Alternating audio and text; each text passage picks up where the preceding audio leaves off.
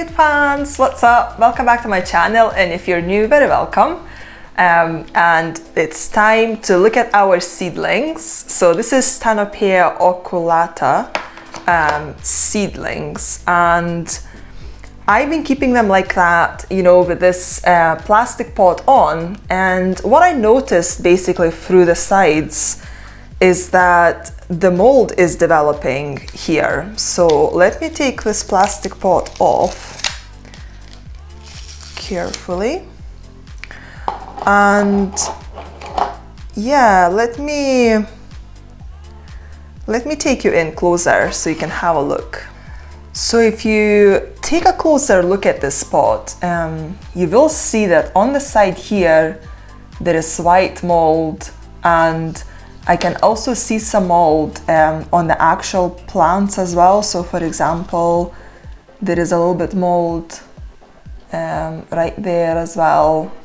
So I think the reason this is happening is because of this pot, because it's always on the top, there is so little movement, air movement around it, that it's always wet as well, because I've got this microfiber going through and it's basically lying right there in the middle, and moss sits on it. So as you can see, that moss is completely wet. So it's a perfect environment for mold. So I am a little bit surprised, to be honest, about this mold, because I thought that sphagnum moss is sterile, which means that, you know, mold should really grow on it, and obviously it does. So I actually had a comment when I planted these up. Someone said, you know, you should have maybe boiled the moss to sterilize it, and I said, well, moss is sterile anyway, so why would I boil it to, you know, to sterilize it again? And here is why. So thank you very much for your comment. If you're watching this video, you were right. I was wrong, obviously. But the thing is, these are seedlings. I don't really want to now unpot them and pot them in something else. I feel like it would be too much stress for them.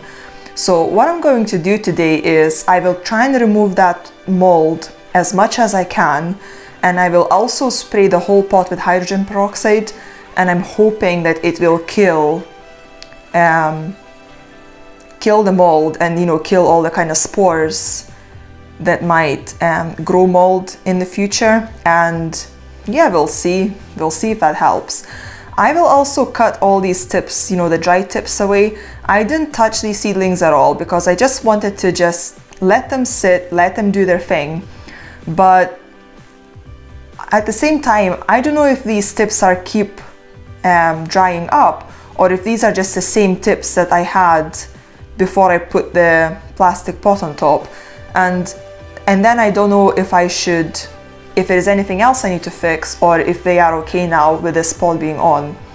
The other thing is, I think I should still give these seedlings a little bit more air movement than I'm currently giving them.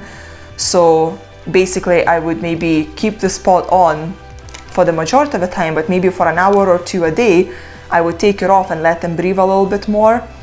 The problem with that is, because this pot is exactly the same size as this pot, it's not stable, it just falls off all the time. So I sellotaped it. So for me to be removing this every day, it's a lot, and it's very, you know, it takes a lot of time, and with me just kind of trying to pull the sellotape off the pot, it just, you know, I'm just disturbing those seedlings even more.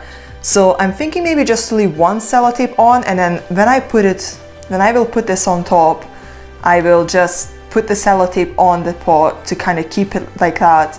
And when I want to take it on, I don't even have to take the whole thing off. I can just open it up like that and just let this pot rest on the side, even when this is still kind of sticking on the side. And we'll see how that goes, basically.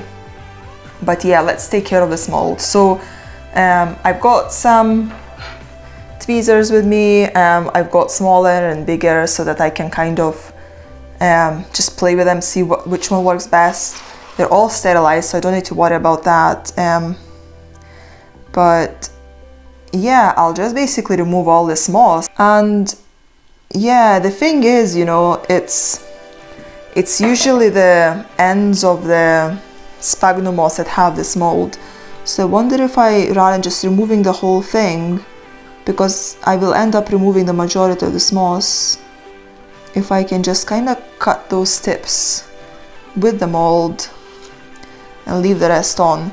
To be perfectly honest, you know, when I looked at this just from the side without opening the spot, it seemed to be a lot worse than it actually is. There is not that much mold in here, whereas I thought it's just covered in it. But it looks like most of this mold is on the side.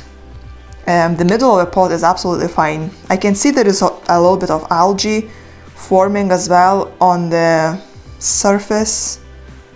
So,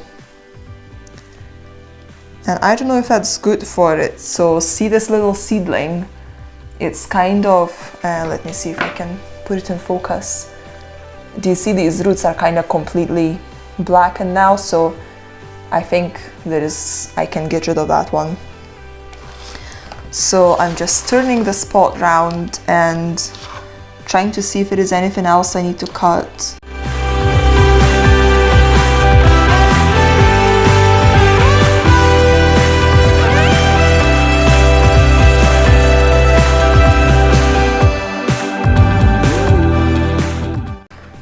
Okay, so I think I removed the mold that was on the moss. So that's what I've got left. And as you can see, I didn't take much off at all, just a few pieces. So as I say, it wasn't as bad as it maybe looked from the outside.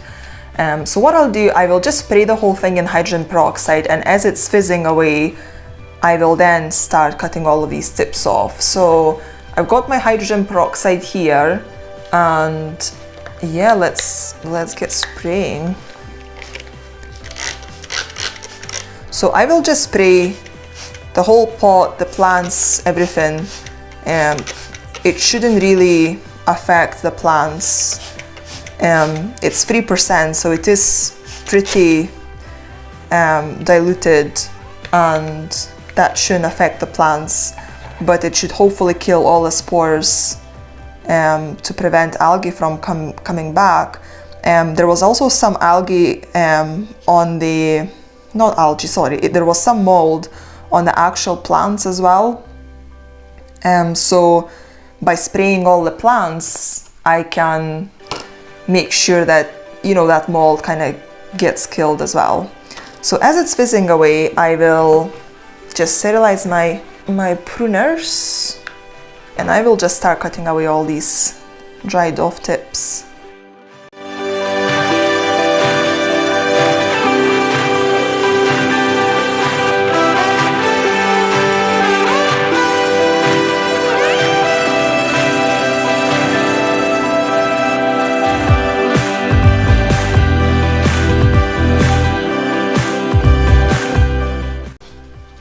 Okay, so I think I've got everything cut out. So as you can see, looks a lot greener, not as much brown dyed off tips.